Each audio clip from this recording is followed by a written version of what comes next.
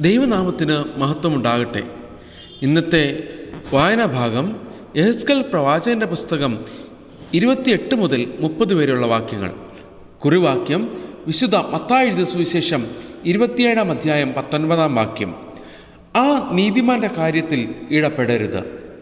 ശക്തമായ പുരുഷ മേധാവിത്വ സംസ്കാരം നിലനിന്നിരുന്ന കാലഘട്ടത്തിൽ അതിന് വിരുദ്ധമായ നിലപാട് സ്വീകരിച്ച് മാതൃക കാണിച്ച ഒരു വ്യക്തിയായിരുന്നു യേശുക്രിസ്തു. സ്ത്രീകളെ തൻ്റെ സംഘത്തോടൊപ്പം ചേർക്കുവാൻ യേശു ഒരിക്കലും മടികാട്ടിയിരുന്നില്ല. ദൈവരാജ്യ പ്രഘോഷണത്തിനായി യേശു കർത്താവ് പട്ടണങ്ങൾ തോറും ഗ്രാമങ്ങൾ തോറും സഞ്ചരിക്കുമ്പോൾ പുരുഷന്മാർ മാത്രമായിരുന്നില്ല, സ്ത്രീകളും യേശുവിനെ അനുഗമിച്ചിരുന്നു. സ്ത്രീകളെ മാറ്റി നിർത്തി വിശുദ്ധി നേടിയിരുന്ന സമൂഹത്തിൽ യേശുവാകട്ടെ സ്ത്രീകളെയും ചേർത്ത് നിർത്തിയാണ് പ്രവർത്തനങ്ങൾ നടത്തിയിരുന്നത്. എന്നാൽ ഇന്ന് നാം ചിന്തിക്കുന്ന പീലാത്തോസിന്റെ ഭാര്യ യേശുവുമായി യാതൊരു സംഭാഷണങ്ങളും നടത്തിയിരുന്നില്ല. വിശുദ്ധ മത്തായി എഴുതിയ സുവിശേഷം 27 അധ്യായം 19 വാക്യത്തിൽ നിന്ന് ലഭിക്കുന്ന ചെറിയ വിവരണം മാത്രമേ പേര് പറയപ്പെടാത്ത ഈ ശ്രേഷ്ഠ വനിതയെക്കുറിച്ച് നമുക്ക് ലഭിക്കുന്നുള്ളൂ. ഈ ശ്രേഷ്ഠ വനിതയെക്കുറിച്ച് 2 ചിന്തകൾ പങ്കുവെക്കട്ടെ. ഒന്ന്, അനുഭവങ്ങളെ ആദർശമാക്കിയ ധീര വനിത. പുരാതന രാജകുടുംബ പാരമ്പര്യമുള്ള വ്യക്തിയായിരുന്നു പീലാത്തോസിന്റെ ഭാര്യ.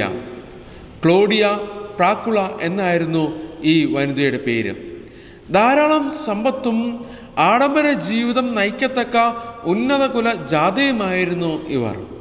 എന്നാൽ തൻ്റെ സമ്പത്തോ പ്രൗഢിയോ ഒന്നും ഗണ്യമാക്കാതെ സഹജീവികളെ കരുതുന്ന കരുണാർദ്രമായ ഒരു ഹൃദയത്തിന് ഉടമയായിരുന്നു ഈ സ്ത്രീരത്നം. അതിനാൽ തന്നെ പീലാത്തോസിന്റെ പല പ്രവൃത്തികളെയും ഇവർ വിമർശിക്കുകയും അവർ ആ പ്രവൃത്തികളെക്കുറിച്ച് വേദനിച്ചിട്ടും ഉണ്ടാകാം.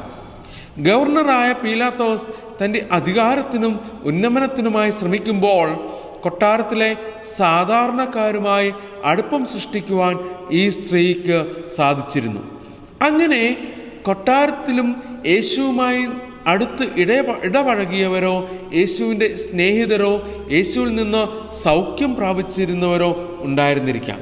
അങ്ങനെ യേശുവിൻ്റെ പ്രവർത്തനങ്ങൾ സസൂക്ഷ്മം മനസ്സിലാക്കുകയും അതിൽ ആകർഷണം തോന്നിയ വ്യക്തിയുമായിരുന്നിരിക്കാം പീലാത്തോസിന്റെ ഭാര്യ. കൂടാതെ ഭർത്താവും ഗവർണറുമായ പീലാത്തോസ് സ്വച്ഛാധികാരിയായ ഒരു ഭരണാധികർത്താവായിരുന്നതിനാൽ തന്നെ അടിച്ചമർത്തലിന് വിധേയമായ ജനതയെ രക്ഷിക്കുവാൻ ഒരു മശിഹ വരണമെന്ന് ഈ വനിതയും ഏറെ ആഗ്രഹിച്ചു കാണണം.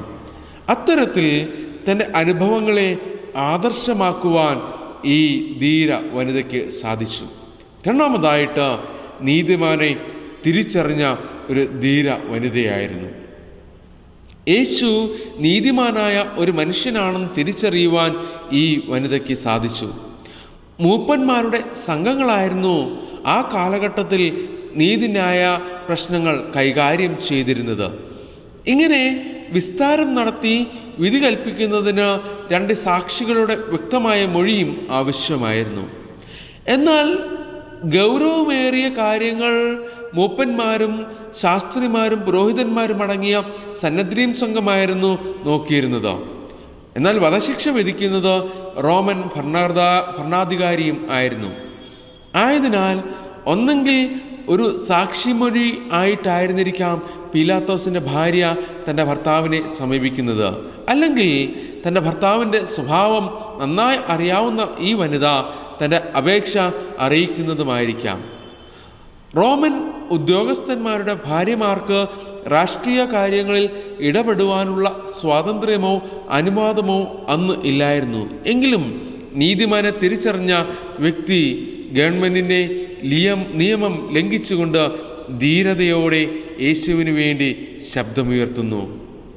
എല്ലായിടത്തും മുൻപന്തിയിൽ നിൽക്കുവാനോ ഞാനെന്ന ഭാവം കാണിക്കുവാനോ അല്ല, പീലാത്തോസിന്റെ ഭാര്യയെ പോലെ പറയേണ്ട കാര്യങ്ങൾ പറയേണ്ടയിടത്ത് ധീരതയോടെ ശബ്ദമുയർത്തി പറയുവാൻ, അത്തരത്തിൽ സമൂഹത്തിന് മാതൃകയാകുവാൻ, സമൂഹത്തിൽ തള്ളപ്പെട്ടവർക്ക് കൈത്താങ്ങലാകുവാൻ ദൈവം നമ്മെ ഓരോരുത്തരെയും ശക്തീകരിക്കട്ടെ.